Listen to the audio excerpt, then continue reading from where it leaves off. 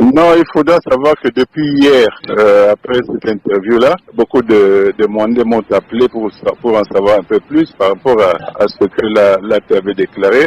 Si je me rappelle bien de ce qui m'a été rapporté, eh bien, il s'agissait des jeeps qui sont arrivés à Mwanda, mais qui ne sont pas encore utilisés sur instruction du gouverneur qui a stoppé la livraison à la police. J'ai appelé le gouverneur pour que j'ai une réponse à donner aux Mwandais. Bon, lui, il reconnaît que les jeeps sont arrivés à Mwanda et que à ce stade, leur livraison à la police posait un problème parce qu'il manquait des banquettes qui sont en train d'être fabriquées.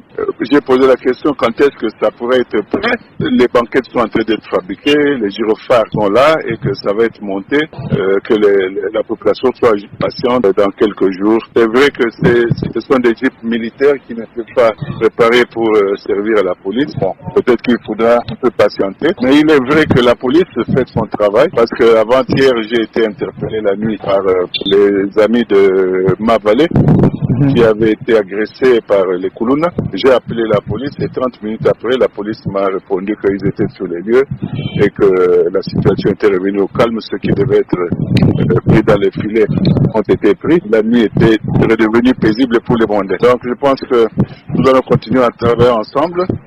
Nous allons voir comment est-ce que le gouvernement provincial peut accélérer les choses pour que la police soit effectivement active au niveau de Mwanda.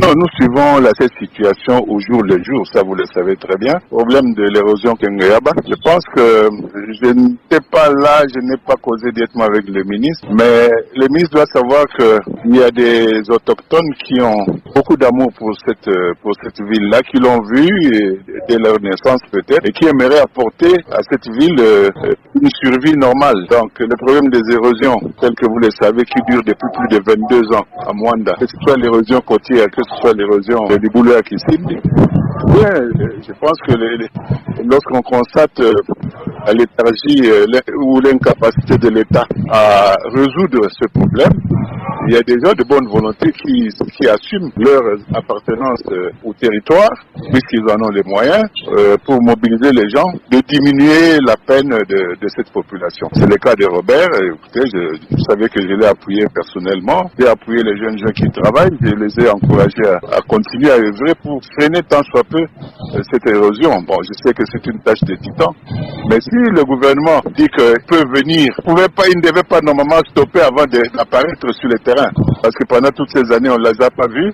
Et même maintenant, ils ne sont pas là. Ces travaux pouvaient continuer s'ils peuvent aider, quitte à ce que l'État vienne suppléer les forces qu'il faut. D'ailleurs, sous d'autres cieux, le gouvernement doit même financer Robert Nyondo pour qu'il fasse mieux ce qu'il est en train de faire. Pour réussir certains projets, il faut beaucoup de volonté. Lui en avait.